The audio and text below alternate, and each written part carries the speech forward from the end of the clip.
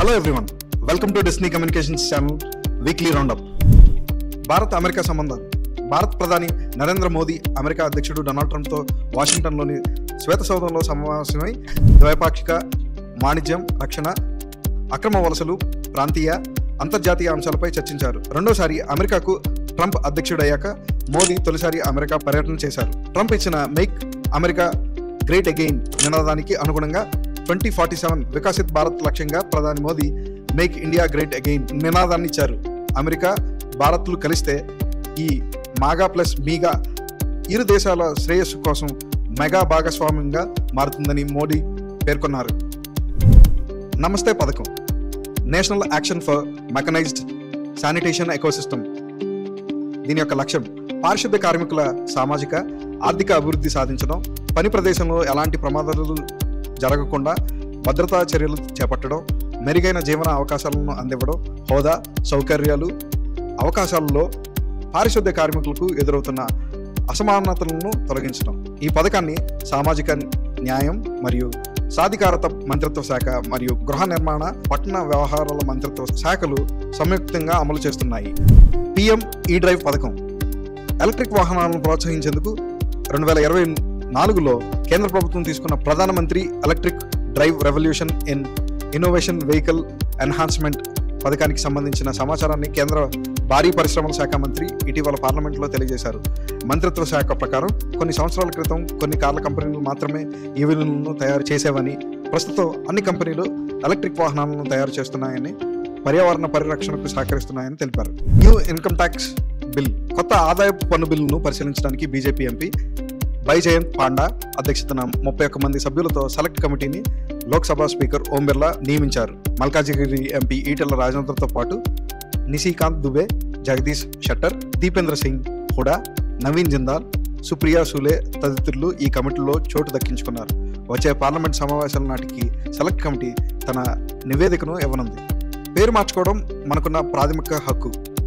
పేరు ఎంపిక చేసుకోవడం లేదా పేరు మార్చుకోవడం భారత రాజ్యాంగం ప్రకారం ప్రాథమిక హక్కని అలహాబాద్ హైకోర్టు కీలక తీర్పును వెలువరించింది. సమీర్ రావు అనే వ్యక్తి తన స్కూల్ సర్టిఫికెట్లో తన పేరును షన్వాజ్ నుంచి మహమ్మద్ సమీర్ రావుగా మార్చాలని Uttar Pradesh board of secondary education కోరగా బోర్డు నిరాకరించడంతో ఆ వ్యక్తి హైకోర్టులో పిటిషన్ దాఖలు చేశారు.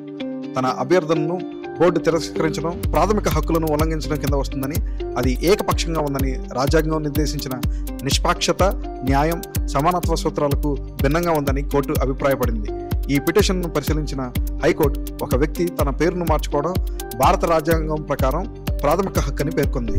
నక్షా కేంద్ర గ్రామీణాభివృద్ధి మరియు వ్యవసాయ రైతు సంక్షేమ శాఖ మంత్రి శ్రీ శివరాజ్ సింగ్ చౌహాన్ మధ్యప్రదేశ్లో రైజన్లో 26 రాష్ట్రాల మరియు 3 కేంద్రపాలిత ప్రాంతాలలోని 152 స్థానిక సంస్థలలో national geospatial knowledge based land survey of urban habitation ను ప్రారంభించారు. దీని యొక్క లక్ష్యం పట్టణ ప్రాంతాల్లో భూములను డాక్యుమెంటేషన్ను చేయడానికి, ఖచ్చితమైన వివరాలతో భూమి రికార్డులను సృష్టించడం మరియు సవరించడం. నూతన ప్రధాన ఎన్నికల కమిషనర్గా జినేష్ కుమార్. భారత్ నూతన ప్రధాన ఎన్నికల కమిషనర్గా జినేష్ కుమార్ నియమితులయ్యారు. ప్రధాన ఎన్నికల కమిషనర్ సిఈసిగా జినేష్ కుమార్ ఈ పదవిలో 2029 జనవరి 26 వరకు కొనసాగుతారు. ఎయిర్ అంబులెన్స్ రన్వే అవసరం లేకుండా నిటారుగా టేకాఫ్, ల్యాండింగ్ అయ్యే ఎయిర్ అంబులెన్స్ దేశంలో త్వరలో అందుబాటులో రానుంది. ఐఐటి మద్రాస్ స్టార్టప్ ఈ ప్లస్ వీటిని అభివృద్ధి చేయనుంది. ఇందుకోసం ఐఐటి మద్రాస్ స్టార్టప్ ఈ ప్లస్ ప్రముఖ అంబులెన్స్ సంస్థ ICATT మధ్య 8,684 కోట్ల ఒప్పందం కుదిరింది. ఈ ఒప్పందం కింద 788 electric vehicles takeoff, landing air ambulance ను సరఫరా చేయనుందని, వీటిని దేశంలో ప్రతి జిల్లాలో అందుబాటులో ఉంచాలని కంపెనీ భావిస్తుంది. 2026 చివరి త్రైమాసికం నాటికి ఎయిర్ అంబులెన్స్లను సరఫరా చేయాలని ఈ ప్లస్ సంస్థ భావిస్తుంది. Mutual credit guarantee scheme MSME రంగానికి make in India union budget 2024-25 కింద నిర్దేశించిన లక్ష్యాలకు అనుగుణంగా సూక్ష్మ, చిన్న మరియు మధ్య తరహా తయారీ రంగాలకు రుణ లభ్యత మెరుగుపరిచే లక్ష్యంతో మ్యూచువల్ క్రెడిట్ గ్యారంటీ స్కీమ్ ఈ స్కీమ్ను కేంద్ర ఆర్థిక మరియు కార్పొరేట్ వ్యవహారాల మంత్రి నిర్మలా సీతారామన్ ప్రారంభించారు. ఈ పథకం national credit guarantee trust company limited ఈ పథకం కింద అర్హులైన MSEలకు ఇచ్చే 100 కోట్ల వరకు రుణాలపై 60% వరకు హామీ కవరేజ్ అందిస్తుంది. ఈ పథకం కింద రుణ సంస్థలకు ఈ హామీ ఇవ్వబడుతుంది. ట్రైల్ గార్డ్ AI ఒడిశాలోని సిమ్లీపాల్ టైగర్ రిజర్వాయర్లో వన్యప్రాణుల వేటను తగ్గించేందుకు ట్రైల్ గార్డ్ ఏఐ అనే ముందస్తు హెచ్చరిక వ్యవస్థను ఏర్పాటు చేశారు. ట్రైల్ గార్డ్ ఏఐ గురించి, ఇది వన్యప్రాణుల సంరక్షణను మెరుగుపరచడానికి మరియు మారుమూల ప్రాంతాల్లో మానవ వన్యప్రాణుల సంఘర్షణలను తగ్గించేందుకు రూపొందించబడిన ఎండ్ టు ఎండ్ కెమెరా ఆధారిత అలర్ట్ సిస్టమ్. ఢిల్లీ ముఖ్యమంత్రిగా రేఖా గుప్తా, సుష్మా స్వరాజ్, షీలా దీక్షిత్, అతిషి తర్వాత ఢిల్లీ ముఖ్యమంత్రి పీఠాన్ని అధిరోహిస్తున్న 4వ మహిళగా రేఖా గుప్తా నిలవనున్నారు. హర్యానాలోని జులానాలో 1974 జూలై 19న జన్మించిన రేఖా గుప్తా ఢిల్లీ యూనివర్సిటీ పరిధిలోని దౌలత్ రామ్ కళాశాలలో బీకాం చదివారు. భారతీయ బాలుడు హత్యతో బ్రిటన్లో కొత్త చట్టం. కత్తిపోటుతో హత్యకు గురైన భారతీయ సంతతి బాలుడి స్మారకార్థం బ్రిటన్ ప్రభుత్వం కొత్త చట్టం, రోనన్ చట్టం, ఈ చట్టాన్ని రూపొందించి ఆంక్షలు విధించింది.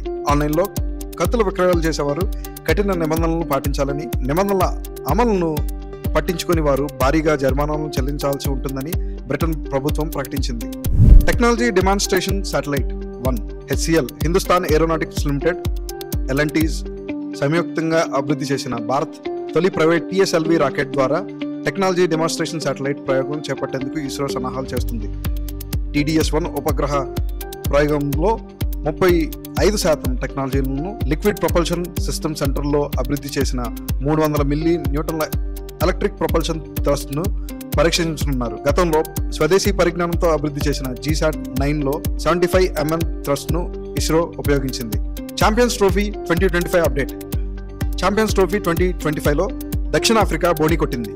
శుక్రవారం కరాచీ వేదికగా ఆఫ్ఘనిస్తాన్లో జరిగిన మ్యాచ్లో 107 రన్స్ తేడాతో ఘన విజయం సాధించింది.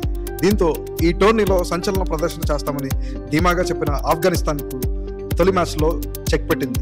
ఈ మ్యాచ్లో తొలుత బ్యాటింగ్ చేసిన దక్షిణాఫ్రికా 315 పరుగులు చేసింది. అనంతరం ఆఫ్ఘనిస్తాన్ 43.3 ఓవర్లలో 208 పరుగులకు ఆల్అౌట్ అయింది. Thank you for joining. Do subscribe, like and share and get more update about our channel Destiny Communications. Thank you. Signing off, Caleb.